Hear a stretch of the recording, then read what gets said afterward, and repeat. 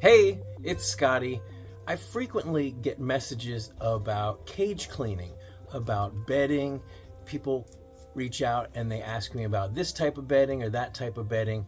Now, in my free guinea pig care guide, I do have several videos about the merits of pine, kiln-dried pine shavings or wood shavings versus fleece. And I investigate the different merits between the two, and I actually have a video where I cage clean both. That was back in the day when I was still on kiln-dried pine in some of my cages.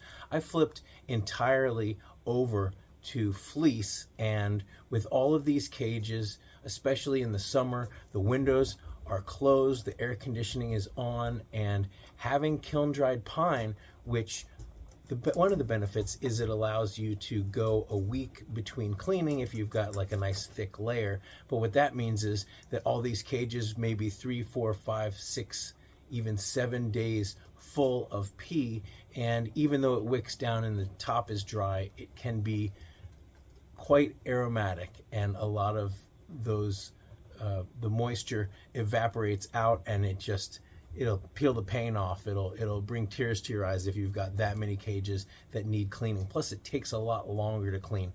So everybody's on fleece, and what I thought I would do today is actually show my routine, because it's not just about fleece. I also have videos explaining how I like to layer the fleece to make it easier, but I figured this is a dedicated video to show you how I like to clean.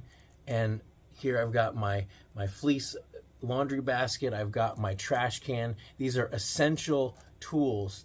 And then I'll go out and I'll brush the fleece, because a lot of people say, oh, I don't like using fleece because the poop and the hay gets stuck to it, and it does, which is why I've got the method that I've got. So we're going to go over that today. So stick around. Hopefully you'll learn something. Even if you're using fleece or if you're using pine, maybe this will inspire you. Maybe this will give you some tips and tricks to make your cage cleaning a lot easier. And gosh, if you only have 1 or 2 cages instead of a room full of cages, then this should be no problem. Cage cleaning shouldn't be a big deal, but if you do have a bunch of cages like I do, maybe I can save you a little bit of time. All right, let's do it. Let's get into it. So I also have a vacuum that I use to clean out the cage after I take the fleece out. So first step for me is I take the fleece and I roll it up. Okay, that makes it easier. Now already you can see that the fleece underneath is a lot cleaner. Then I take it over to here. I really recommend getting this. I believe is a 39-gallon trash can. Recommend getting one of these because look, this is what you're doing. You got it in a circle, and I shake these off. Okay, now it's already, depending on how nasty it is, it's already mostly clean. It was anyways. And then I just toss it in my basket, and then we do that again. Okay, thank you, Bengal. Now this is when I'll usually, like, this is all dust, so I'll dump that out and I'll give him a fresh. Are you gonna finish this, Bengal? This is from last night. I'll let him continue to work on it.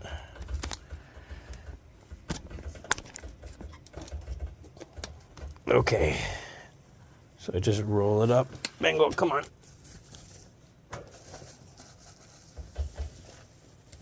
Okay.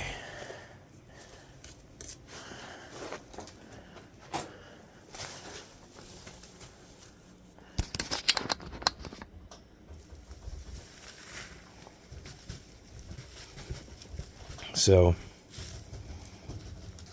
generally speaking, where his house is, or where he's been eating hay, might not get as clean. But still, it's a start. So fold it up, put it in the basket. Now here, This is the underlayer of fleece. Now, you don't have to have an underlayer of fleece, but I find it protects the coroplast. Okay. So what I will do, usually I'll take this off, makes it easier. If I think that this can go for another couple days, then I will clean it off like this.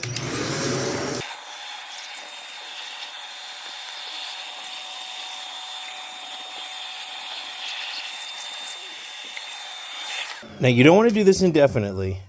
It is important that, I would say, every week or two to clean this off completely. Now look, there some poops fall behind here. But really, my main concern is what if there's spiders or ants, especially in the summertime. You just want to make sure that there's nothing starting to live in here. Now, flies, in rare circumstances, if this underlayer gets wet and flies like lay eggs under there, they will hatch in a couple days. So that's why you really want to change your bedding, sooner, quicker than the life cycle of these pests.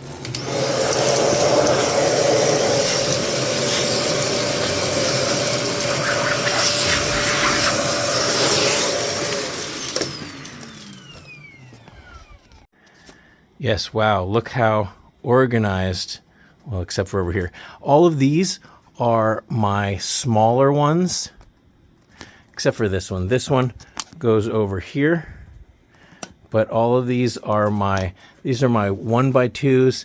These are like 2x2 squares, and these are like the 1x1s or pads that go under houses. Under here I've got the larger pads. These are like 2x4s and 2x3s under here.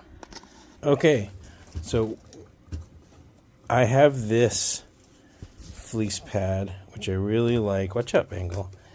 This is basically, it's like a 1.5. It's not exactly a 2x2.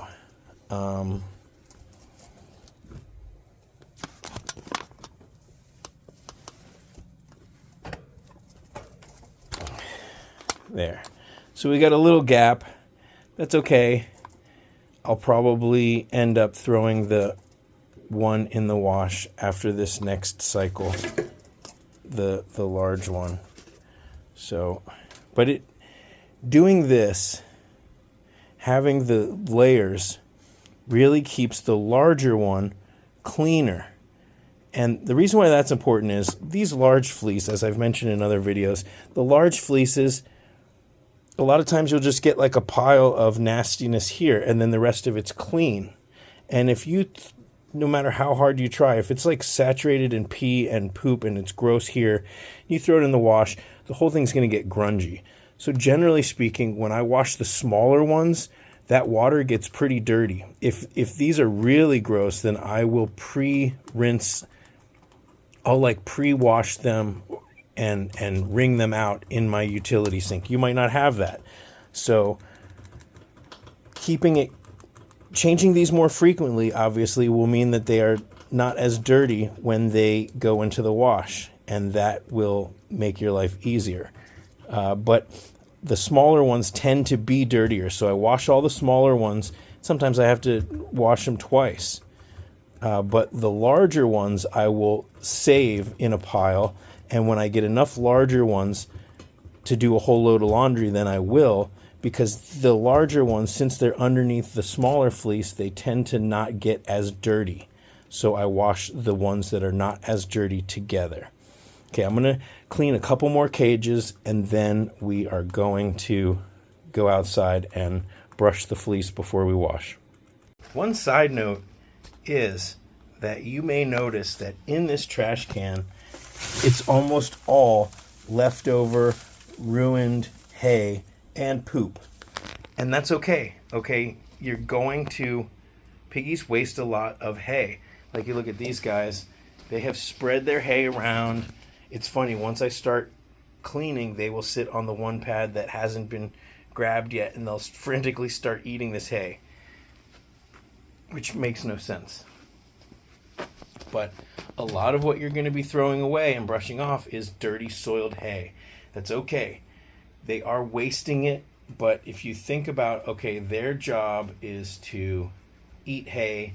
They live, sort of in the hay. So this is part of it. That's why you got to buy hay by the bale, because you'll feel really bad if you're spending $20 for a small bag and then you're throwing this much of it away, and you'll be less inclined to throw it away, and then your piggies are eating nasty hay. So go to a feed store, buy hay by the bale. You get a hay bale for $30 to $40, and if you only have a couple piggies, it's going to last 6 months or longer. Get some bins to store it in out of the sun, and it's going to last. It could last up to a year. And I figure, I'm spending dollars a week instead of, $20, $30, $40 on hay. I'm spending hardly anything. Hay is the least expensive thing for my piggies, and that's how it should be.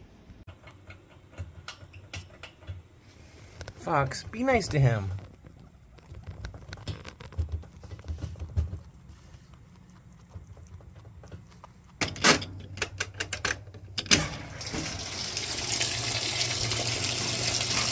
Fleece is a lot more difficult for people who don't have a washing machine, so I totally understand that.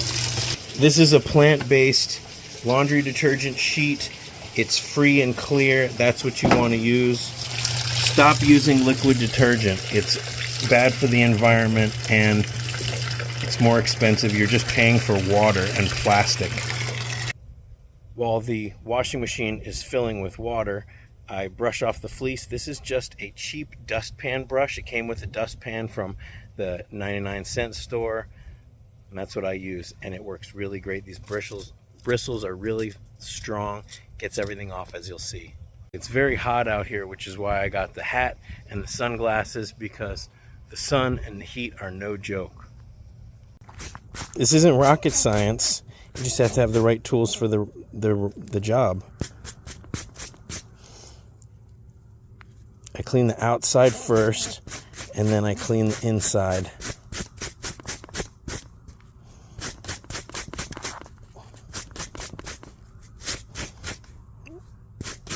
I'd say, because it's just me, 90% of the laundry that I do is the guinea pig fleece, and I try to get it as clean as possible, and I don't have any problems with my washing machine getting clogged or anything.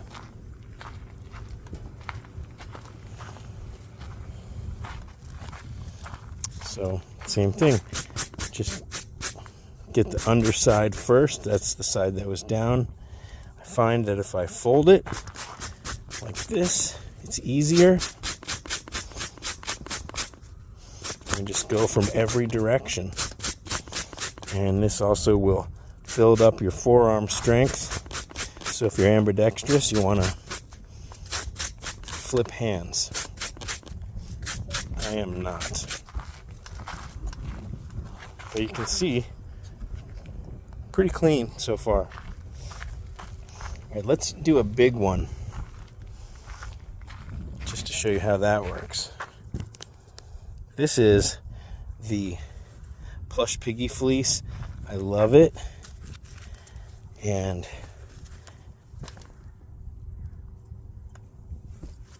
this was in Toby's cage.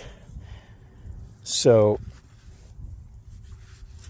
there actually is a spot that's pretty gross. But most of it is clean, so I will set this one aside. Pick off a crusty poop. I'll set this one aside and wash it with some other larger fleece, because I don't want to wash it with the little fleece. And so then I just flip it upside down. You want to scrub it from every angle. And you'd be surprised how clean these things can get. So, and I just set this aside, and I will wash all my little fleece in one load and the bigger fleeces in another load. So same thing with the little ones. This one's not that dirty, because it was only in use for a couple days. So maybe I will set this one aside also, and I will wash this one with the cleaner, larger fleece.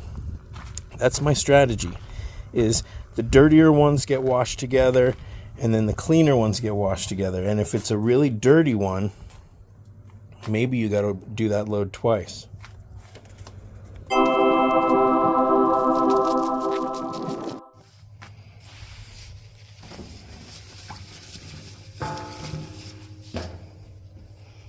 So there you go. I've found that these fleece get pretty clean. And if you got to do a second wash every once in a while to get them really clean, then you can go ahead and do that. I never put vinegar or other weird ingredients.